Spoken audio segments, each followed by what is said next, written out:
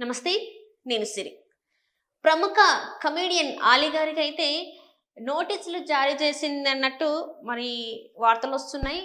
తనకు సినిమా ఇండస్ట్రీలో తనకంటే ఒక ప్రత్యేక గుర్తింపు. కామెడీ అంటే బ్రహ్మానందం గారి తర్వాత ఆలీ గారి పేరైతే బాగా ప్రముఖంగా వినిపిస్తుంది ఇండస్ట్రీలో. తన టాక్ షో చేసినా గూడా చాలా కామెడీ వేలో, యూనిక్ వేలో తన టాక్ షో గూడా మనం చాలా సార్లు చూసామండి. ఒక ప్రముఖ ఛానెల్‌లో గూడా చూసాము తన టాక్ షో ఎలా ఉంటది ఏంటనేది.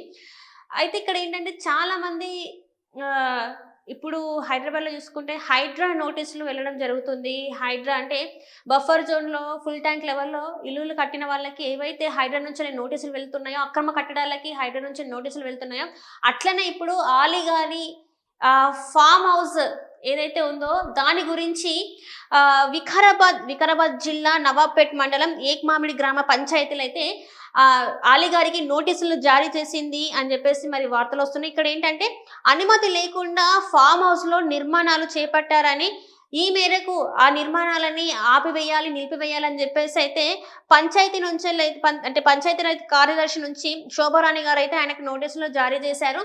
తక్షణమే ఆ ఫార్మ్ హౌస్‌లో ఏదైతే నిర్మాణాలు జరుగుతున్నాయో అవైతే ఆపివేయాలని జెప్పేసైతే నోటీసులు ఇచ్చారు. ఏక్మామిడి రెవెన్యూ పరిధి సర్వే నంబర్ 345లో ఫార్మ్ హౌస్ నిర్మాణాలకు సంబంధించి పత్రాలను సమర్పించి అనుమతులు పొందాలంటూ గతంలోనే అంటే దీనికి ముందే ఇప్పుడిచ్చిన దానికన్నా ముందే గతంలోనే వాళ్ళకి నోటీసులు వెళ్ళినా కూడా ఆలీ గారైతే స్పందించలేదని చెప్పేసైతే వాళ్ళు చెప్తున్నారు. సో దీనికి సంబంధించి మళ్ళీ కూడా ఆయనకి పత్రాలను పంపించినట్టు కూడా తెలుస్తుంది.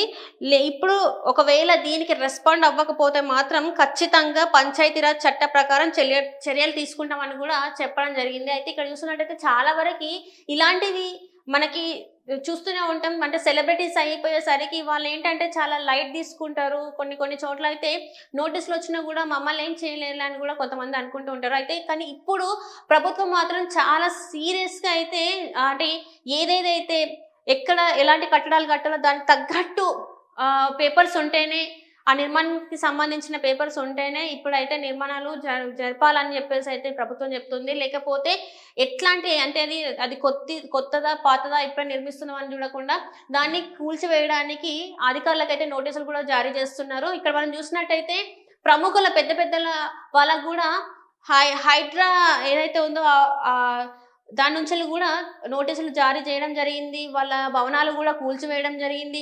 అన్ని ప్రముఖ రాజకీయ నేతలు గావచ్చు, సినీ ప్రముఖులు గావచ్చు, వాళ్ళవేవైతే ఉన్నాయో బఫర్ జోన్‌లో, ఎఫ్‌టీఎల్‌లో ఉన్నవన్నిటి కూడా కూల్చివేయడం జరిగింది. అందులో ప్రముఖంగా నాగార్జున గారి కన్వెన్షన్ ఏదైతే ఉందో అది ఫస్ట్ హైడ్రా వచ్చిన వెంటనే అదినికే పడింది. అంటే దాన్నే కూల్చివేశారు. అది ఏంటంటే ఎఫ్‌టీఎల్ పరిధిలో ఉంది అని జెప్పేసి 3 ఎకరాలు లోపలికి ఉందని జెప్పేసైతే వాళ్ళు చెప్పడం జరిగింది. దాన్ని కూల్చి గూడా వేశారు. అండ్ ఇప్పుడు గూడా చాలా మందికి హైడ్రా నుంచెల్లి నోటీసులు వెళ్ళినాయి.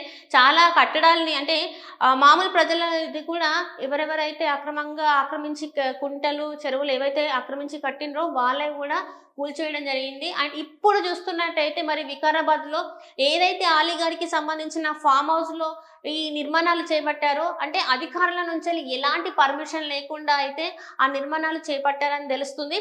సో తక్షణమే ఒకవేళ అనుమతులు లేకుండా మాత్రం ఖచ్చితంగా వాటికి సంబంధించిన పేపర్లు చూపెట్టి, పంచాయతీ రాజ్‌లో చూపెట్టి, వాటికి సంబంధించిన అనుమతులు తీసుకున్నాకనే ఆ నిర్మాణాలు చేపట్టాలని చెప్పడం జరిగింది. ఒకవేళ అట్లా అనుమతులు లేకుంటే మాత్రం ఖచ్చితంగా చట్టపరమైన చర్యలు తీసుకుంటారు. కూలగొట్టే అవకాశాలు గూడా ఉన్నాయని తెలుస్తుంది. మరి ఆలీ గారు మరి దీని మీద ఎట్లా స్పందిస్తారు?